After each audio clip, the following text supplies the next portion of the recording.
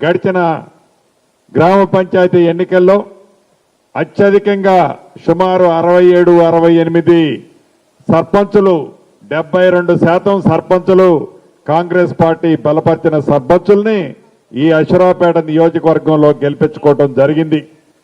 ఇది కాంగ్రెస్ ప్రభుత్వం అంటే పేదోడి ప్రభుత్వం, పేదోడికి అండగా ఉండే ప్రభుత్వం, పేదోడికి భుజము తట్టి కాపాడే ప్రభుత్వం. అటువంటి కాంగ్రెస్ ప్రభుత్వం పక్షాన నిలబడ్డ అభ్యర్థుల్ని గ్రామీణ ప్రాంతంలోని ఆడబిడ్డలు, అన్నదమ్ములు, రైతన్నలు మనస్ఫూర్తిగా దీవించారు కాబట్టి ఇన్ని సీట్లు ఈ అశ్వరావుపేట నియోజకవర్గంలో మన పార్టీ బలపరిచిన అభ్యర్థుల్ని గెలిపించగలిగారు.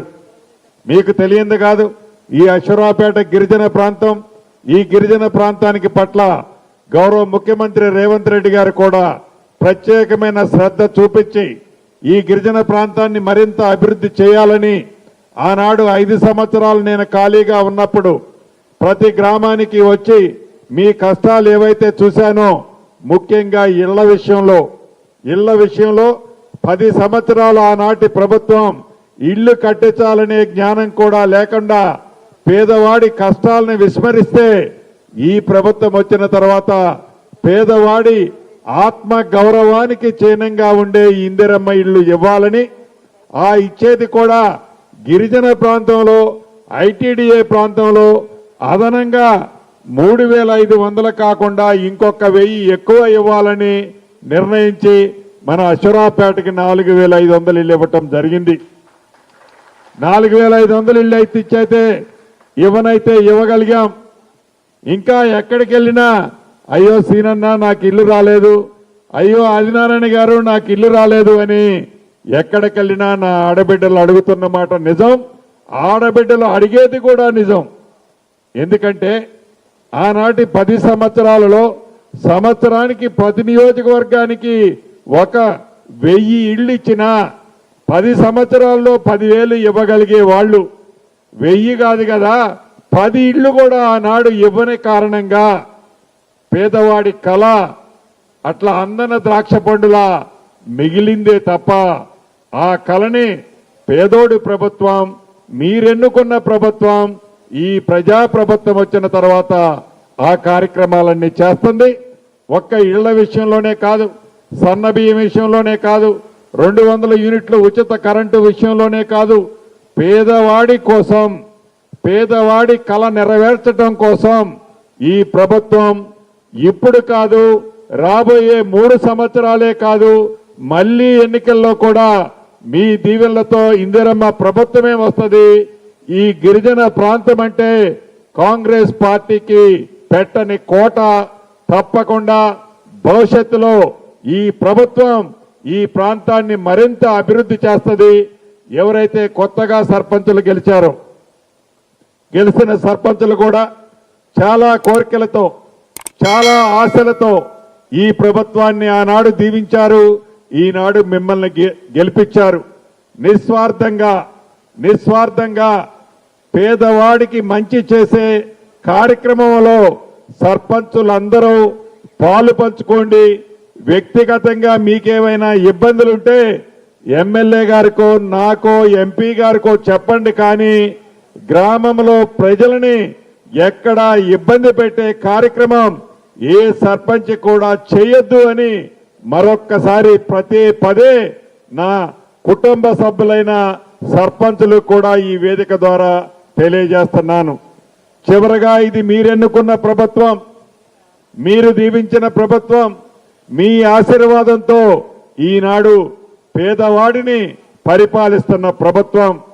ఆనాటి 10 సంవత్సరాలతో వాళ్ళు చేయని కార్యక్రమాలు ఈ ఇందిరమ్మ ప్రభుత్వం వచ్చిన తర్వాత చేస్తుందని ఒళ్ళంతా విషము పెట్టుకొని 10 సంవత్సరాలు పరిపాలించిన ఆనాటి పెద్దలు రోడ్లెమ్మటి కారు కూతలు ఎలా కూస్తున్నారో మీరు చూస్తున్నారు.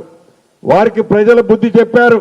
రేపు మున్సిపాలిటీలో కూడా తప్పకుండా 4వసారి కూడా మళ్ళీ చెంప చెల్లమనే విధంగా రాష్ట్రంలో అర్బన్ లో ఉన్న ప్రజానీకము కూడా ఇందిరమ్మ ప్రభుత్వాన్ని దీవిస్తుంది. అప్పటికైనా జ్ఞానం తెచ్చుకొని అప్పటికైనా ఉన్న యథార్థాన్ని తెలుసుకొని మంచిగా ప్రజల కోసం వచ్చే 5 ఏళ్లు కాపోయినా 10 ఏళ్ల తర్వాత అయినా మీకేమన్నా అవకాశం ఇస్తారో చూద్దాం ప్రజలు. దానికోసం మీరు పోరాటం చేయాలి తప్ప సొల్లువాగుడు నోటికి ఏదొస్తే అది మాట్లాడితే ప్రజలు 3 సార్లు కర్రు గాల్చి ఓత పెట్టారు, 4వసారి కూడా ఓత పెట్టబోతున్నారు. దాని ఫలితం ప్రజలే మీకు ఇస్తారని ఈ వేదిక ద్వారా ఆనాటి ప్రబుద్ధులకి తెలుపుతూ ఈ కార్యక్రమంలో సర్పంచులకి పదే చెప్తున్నా, కాంగ్రెస్ పార్టీని బలోపేతం చేసే దాంట్లో మీరందరూ భాగస్వాములు అవుతున్నందుకు మనస్ఫూర్తిగా మీ అందరికీ అభినందనలు కృతజ్ఞతలు తెలుపుతూ జై కాంగ్రెస్ రీసౌండ్ రావాలి. జై కాంగ్రెస్, జై కాంగ్రెస్. అది ఇప్పుడు తినొచ్చినట్టుగా అనిపిస్తుంది నాకు. Thank you sir.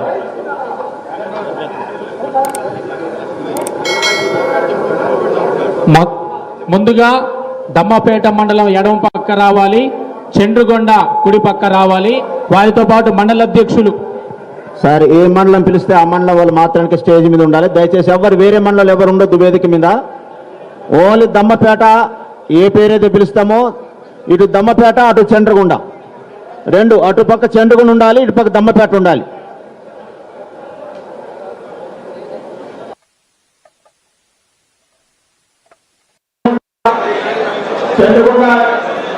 చంద్రగుండ ఇటు కుడివైపు చంద్రగుండ, ఎడమవైపు దమ్మపేట. అది దమ్మపేట.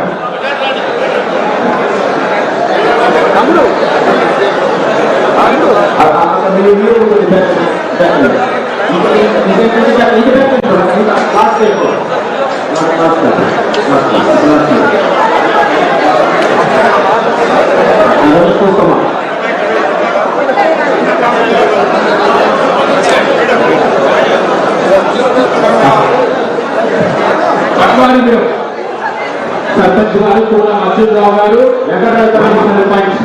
కొల్లికొండ నాగేశ్వరరావు గారు, వార్డు సభ్యులు కూడా. దమ్మపేట మండల అధ్యక్షులు దగ్గర ఉండాలి. చంద్రగుండ రెడీనా? దమ్మపేట అయిన తర్వాత చంద్రగుండ రైతు పాడు సరిత